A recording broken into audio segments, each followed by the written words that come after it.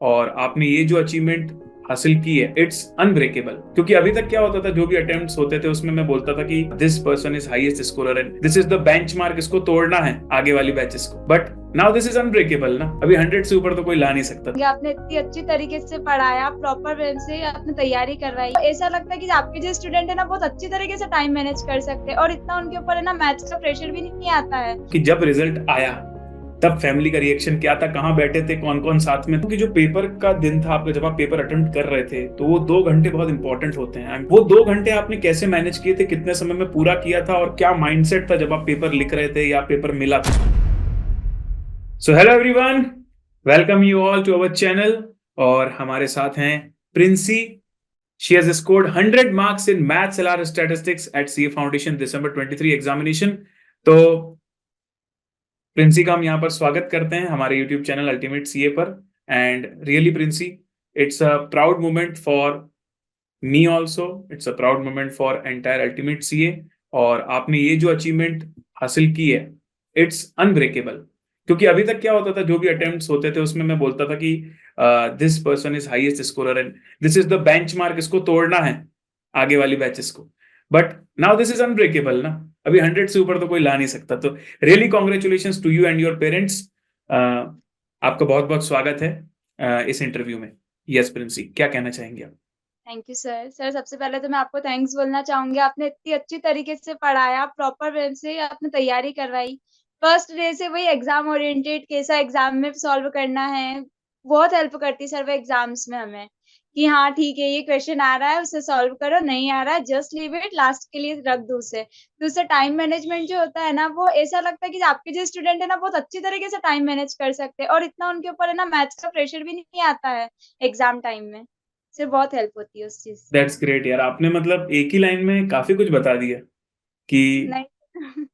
Regular class में ही थोड़ा सा एग्जाम टिप्स दे देने से बच्चे को पता होता है कि उसको कहाँ एफर्ट डालना है। ऑलरेडी सी एक बड़ा कोर्स है, अगर पहले से उसे पता है कि उसका कहाँ टाइम जाना चाहिए तो टाइम मैनेजमेंट काफी इजी हो जाता है। राइट, तो हम लोग आपकी जर्नी ना थोड़ा उल्टी चालू करते हैं। मतलब यस। सबसे पहले तो मैं ये आप थोड़ा बैकग्राउंड जान लेता हूँ आपको, उसके बाद हम लोग पढ़ाई की बात करेंगे। तो आप कहाँ से हैं और आपके घर में कौन कौन लोग हैं, और अभी तक का आपका सफर कैसा रहा, आपने स्कूलिंग कहाँ से करी, थोड़ा बहुत हमें बताइए इस बारे में। सर मैं खाचरत से हूँ, near Nagda, MP, Madhya Pradesh. Sir मेरे घर में 7 लोग हैं। हम मेरे दादाजी, दादी जी, मम्मी, पापा, चाचा, मेरी एक छोटी बहन और मैं। और सर बहुत ही मेरी पूरी फैमिली बहुत सपोर्टिव है, उनका बहुत साथ रहा है एग्जाम टाइम में भी, कि हाँ भाई तू आके अच्छे से पढ़, बस यही रहता है उनका, कि मतलब एजुकेशन पे बहुत ज्यादा ध्यान देते हैं हमारी फैमिली में। तो उस चीज़ का भी रहता है कि मतलब आज हमने इतना स्कोर किया है तो वो उसके कारण है। फिर मेरी पूरी स्कूलिंग श्री राज राजन विद्या मंदिर खाचरत से हुई है और वहाँ पे सारे टीचर्स थे, वो भी बहुत मोटिवेट करते थे और उनका ही मतलब बेस्ट था एक तरीके से। तो मैं उन्हें बहुत थैंक यू बोलना चाहूँगी कि आपने इतना अच्छा बेस्ट बनाया और आगे की जर्नी भी मेरी इससे बहुत स्मूथ हो रही है। That's very great. आपने आपकी ये बात पे भी जो ग्रेटफुलनेस थी, and that's a very good sign of a person who is humble. कि आपने स्कूल का नाम लिया तो स्कूल में भी आपने बताया thanks for the base they have created for you. उसके बाद फैमिली का मैंने पूछा तो आपने बताया कि फैमिली बहुत सपोर्टिव है। ये छोटी छोटी चीजें बहुत मैटर करती हैं लाइफ में, ये हमारी बिहेवियर में होनी चाहिए। जैसे आपने देखा होगा, मैं अपनी क्लास में, अच्छा हाँ, एक और अच्छी बात, आप अपने टाउन का नाम भी बताती है। नहीं तो कई बार लोग छोटी जगह से होते हैं ना, तो सिर्फ स्टेट का नाम बता देते हैं कि लोग जानते नहीं होंगे। बट मैंने ये चीज देखी, इस चीज में आप मेरे जैसे हो, क्योंकि मैं अपनी क्लास में भी, भले मेरी जगह छोटी है, एमपी से ही है। ये चीज का भी मुझे बहुत खुशी है कि एमपी से ही हमारे 100 मार्क्स स्कोर हुए हैं। और दूसरी चीज, छोटी जगह से हैं, तो it gives a really mutual feeling. तो बहुत अच्छा लगा ये सुन के। बट ये सब चीजें आप हमेशा साथ में रखना, यही मेरी एडवाइस रहेगी।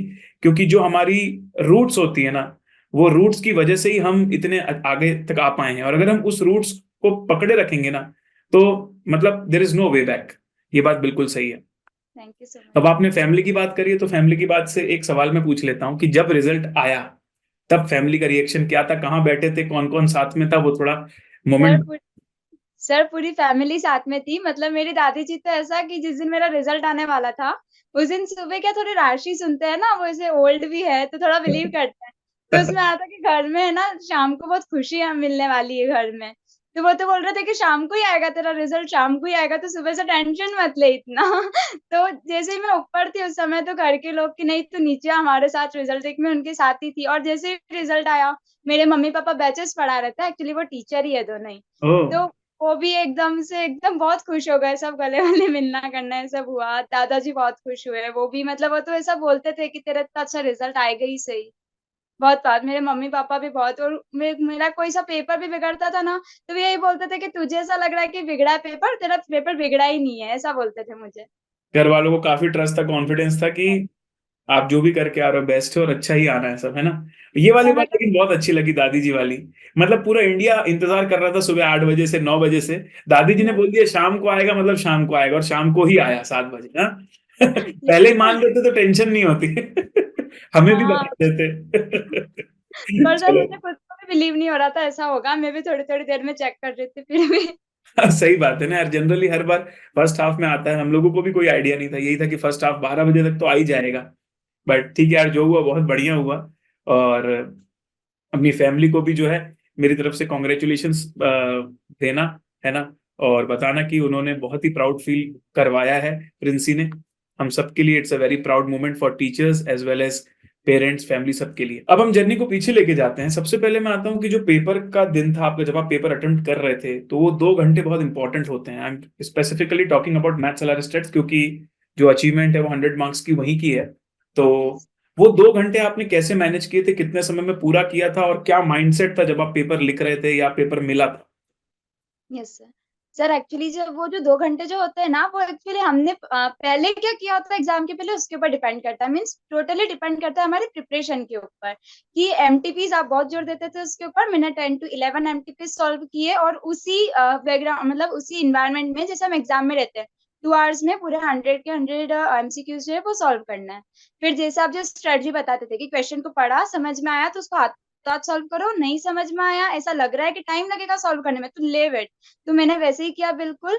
मेरा 1.5 घंटे में मेरा पूरा पेपर हो गया था, सॉल्व हो गया था।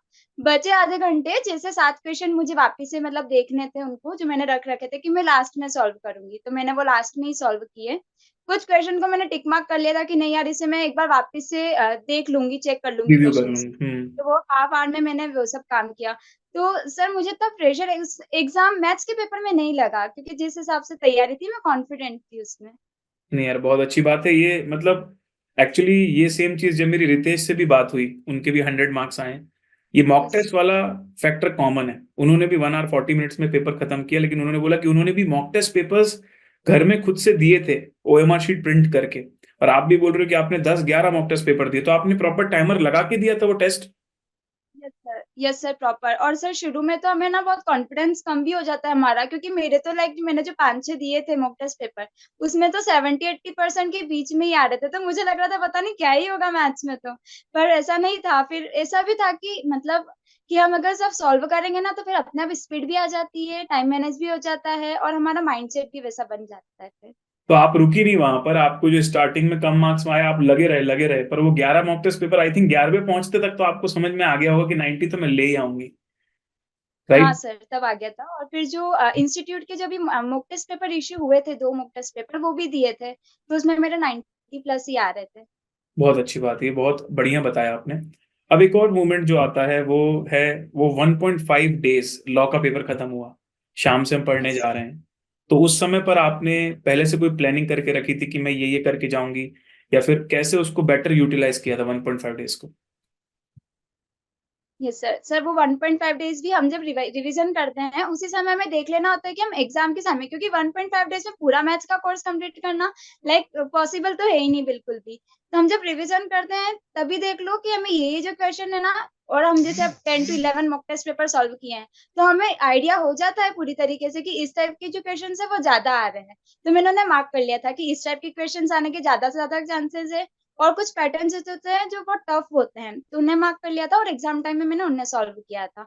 दूसरी बात कि ऐसा नहीं है कि हम पूरी तरीके से थ्योरी को इग्नोर कर दे, लाइक स्टैटिस्टिक्स में तो बहुत ज्यादा जरूरी है थ्योरी पढ़ना भी, क्योंकि बहुत सारे उसमें से आ जाते हैं क्वेश्चंस। तो मैंने उस पर भी अच्छी तरीके से ध्यान दिया था। मतलब ऐसा नहीं है कि 1.5 डे है तो उन्हें पूरी तरीके से इग्नोर कर दिया। ओके, मतलब कुल मिला के कंक्लूजन ये निकल के आता है कि आप जब रिवीजन कर रहे हो तभी आप सोच के चलो कि भाई कौन कौन सी चीजें आप 1.5 दिन के लिए रखोगे, कौन कौन सी चीज आपको लगता है यस। कि आपको फिर से देखनी पड़ेंगी, क्योंकि जरूरी नहीं है कि आप वो 1.5 दिन में सब कुछ कर पाओ जो आपने पढ़ा हुआ है पहले, राइट। अब बात आती है बैच कंप्लीशन से लेके एग्जाम के शुरू होने तक, अकाउंट्स के पेपर शुरू होने से पहले और बैच कंप्लीट होने के बीच में।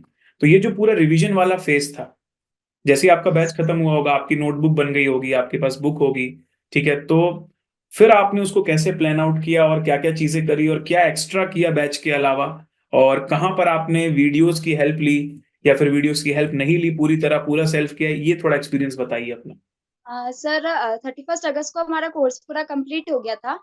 सर मैंने आपसे ही कर लिया था पूरा, तो पूरा कंप्लीट हुआ। उसके बाद सितंबर से लेके तो दिसंबर तक हमारे पास पूरा रिवीजन के लिए समय रहा था। तो उसमें एक जो रिवीजन था वो कॉम्प्रिहेंसिव था, मतलब उसमें मैंने एक-एक क्वेश्चन सॉल्व किया था, जिससे पता चल जाए कि ठीक है जो पहले आया ऐसा तो नहीं कि अभी हो सकता है कभी-कभी कि हमें वो सेकंड टाइम करने पे नहीं ना। आता है, और ऐसा लिटरली होता भी है। तो मैंने कॉम्प्रिहेंसिव रिवीजन किया, उसमें मार्क कर लिए कि ये मुझे अब देखना है, अब नहीं देखना है।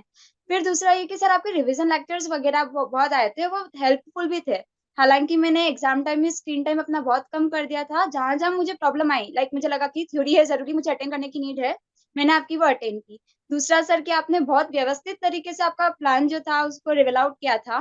तो जैसे कि आपने पूरा बताया था कि इस दिन से 2-3 दिन की थ्योरी है ज़रूरी रहेगा, इस समय एमसीक्यू सॉल्व करेंगे। तो मैंने उसका स्क्रीनशॉट ले लिया था और मुझे लगता था कि नहीं मुझे थ्योरी है ज़रूरी देखना है, तो मैं बस उसी दिन यूट्यूब खोलती थी, आपके लेक्चर्स देखती थी।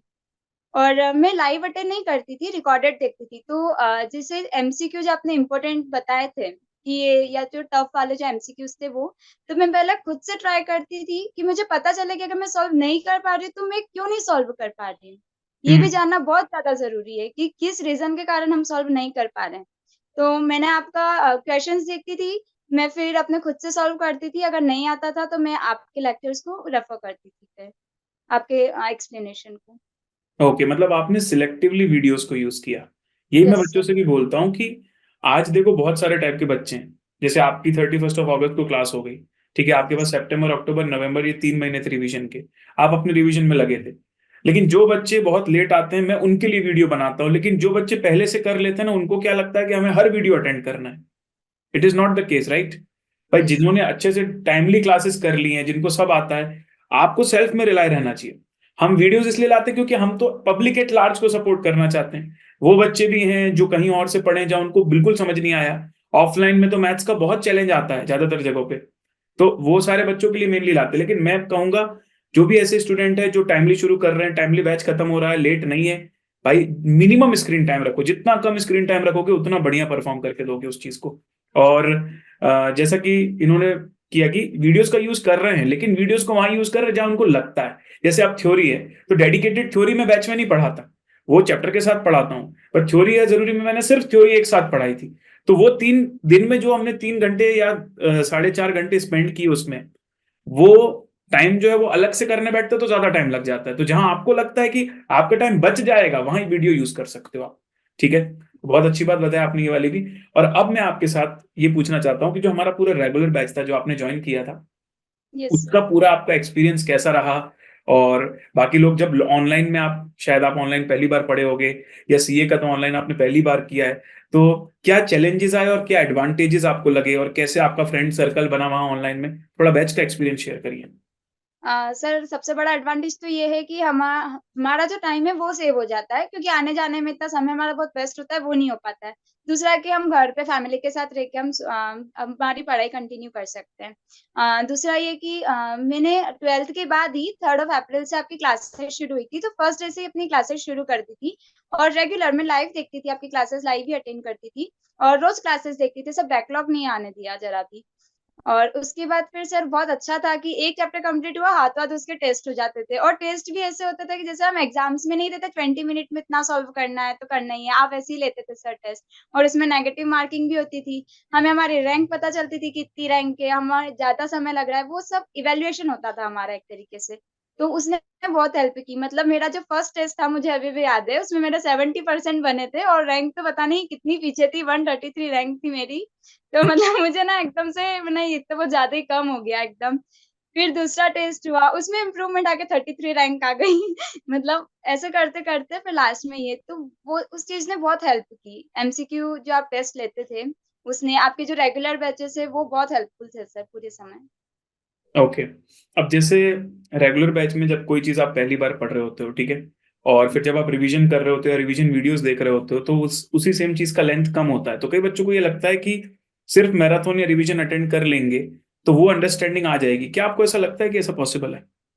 बिल्कुल भी नहीं क्योंकि सर जो time value of money chapters है ऐसा तो सबके सभी चैप्टर्स में वैसे पर स्पेशली जो time value of money chapter आप बहुत ज्यादा डिटेल में पढ़ाते हो मतलब पूरी पासबुक बनवाते हो उस चीज की तो कभी कभी ऐसे क्वेश्चंस आ जाते हैं जिसमें हमें ना फॉर्मूला लगा के हम सॉल्व कर ही नहीं पाते हैं तो आपने जिस हिसाब से बताया था ना तो फिर हम वो उस मेथड से करते हैं तो आंसर आ जाते हैं और आप वैसा नहीं बताते अगर सिर्फ हम आपके मैराथन से अटेंड करते तो हम उस क्वेश्चन को हमें स्किप करना पड़ता एंड वहाँ पे हमारे मार्क्स कम हो जाते हैं तो जो डिटेल्ड पढ़ना बहुत ज़्यादा ज़रूरी है क्योंकि कॉन्सेप्चुअल क्लैरिटी उससे ही आती है। बाकी तो हमें ऐसा लगता है हम रट रहे हो, मैराथन्स अगर देख रहे हैं सिर्फ तो। बिल्कुल, बिल्कुल सही बात बोली आपने। ये जो आपने बात बोली पासबुक वाली, ये वही मेरा पर्पस था कि आज हो सकता है कि पासबुक नहीं भी बनवाऊँ तो भी मॉड्यूल के क्वेश्चन बन जाएँ। हो सकता है पेपर के क्वेश्चंस भी बन जाएँ, लेकिन आपके एग्ज़ाम में कोई ऐसा नया सवाल आ सकता है, जो उस पैटर्न से पढ़ के ना बने। लेकिन अगर जिसने कोर से पढ़ा है, पासबुक बनाई है, समझा है कि वो फ्लो कैसे हो रहा है पूरा मनी का, तो उसको कैसे भी क्वेश्चन दे दोगे वो कर लेगा, क्योंकि उसको वो कोर अंडरस्टैंडिंग है। तो बहुत अच्छा लगा प्रिंसी आपसे बात करके। अब एक आखिरी सवाल पूछूंगा जो सबसे पुराना सवाल होगा आपके लिए, कि आपने सीए क्यों चूज़ यस किया? सर। सर मेरा 9th क्लास में मैंने सोच लिया था कि मुझे सीए बनना है। अब इसके पीछे ऐसा कुछ पर्पस तो नहीं कह सकते, बट ऐसे कि हाँ, मुझे बस सीए बनना है। फिर मैं 10th क्लास में थी तब मुझे बताया कि मेरे पापा को भी सीए ही बनना था। बट लाइक कुछ फैमिली इश्यूज़ थे उसके कारण बन नहीं पाए, तो फिर तो मेरा एकदम ही मन हो गया कि नहीं भई अब तो मुझे सीए ही बनना है। पर तो तब तो वो ड्रीम को और बूस्ट मिल गया कि नहीं यार, अब तो जो पापा का हाँ सपना सर, था मैं पूरा करके दिखाऊंगी। राइट, तो all the best wishes yes sir और प्रिंसी। तो डन है। आप बिल्कुल पूरा करोगी, है ना? और मेरी पूरी शुभकामनाएं, हमारी पूरी टीम की शुभकामनाएं आपके साथ है कि आप फर्स्ट अटेम्प्ट में ही इंटरमीडिएट बोथ ग्रुप भी निकालें, और फर्स्ट अटेम्प्ट में ही बहुत अच्छी जगह आर्टिकलशिप करके फर्स्ट अटेम्प्ट में सीए फाइनल भी क्लियर करके बहुत ही जल्दी सीए फ्रेटर्निटी को ज्वाइन करें, मेंबर ऑफ आईसीआई बन जाएं। तो all the best wishes, congratulation to you again and your entire family. Stay tune, कुछ भी और हेल्प रहे तो be connected. Thank you. Any last thank you closure sir. और any last tips that you want to give to students जो लोग अभी शायद क्लियर नहीं हो पाए या फिर पहली बार पेपर देने वाले हैं, शॉर्ट में आप बता सकते हो लास्ट में? जो अभी क्लियर नहीं हो पाया तो कोई बात नहीं, ये तो फर्स्ट स्टेप था, अब आगे ज़्यादा मेहनत करोगे तो हो जाएगा। और दूसरा ये कि लाइक मैंने बताया कि मेरे तो वही 70-80% ही आते थे शुरू-शुरू के टेस्ट में। तो उसी समय क्या होता है कि हम बहुत अपने ऊपर डाउट करने लगते हैं कि भई मुझसे तो हो ही नहीं पाएगा, सीए तो मेरे लिए बना ही नहीं है, ऐसा मेरे साथ भी हुआ था। तो ऐसा सबके साथ ही होता है, बहुत यूजुअल है। तो ऐसा सेल्फ डाउट तो करना ही नहीं है, बिल्कुल भी कॉन्फिडेंट रहो, हो जाएगा सॉल्व। और मैथ्स से बहुत सारे को फ़ियर होता है, तो maths is not a point of fear मतलब ऐसा नहीं है, अगर चिल होके करोगे, अच्छे से समझोगे तो अच्छे से हो जाएगा। एंड सीए तो सब ऐसा है कि बस कॉन्सेप्चुअल क्लैरिटी होनी चाहिए, तो हो जाता है इतना और मेहनत करते रहो। All the best. बहुत बढ़िया, बहुत बढ़िया। Thank you so much. Thank you Princy. Thank you sir.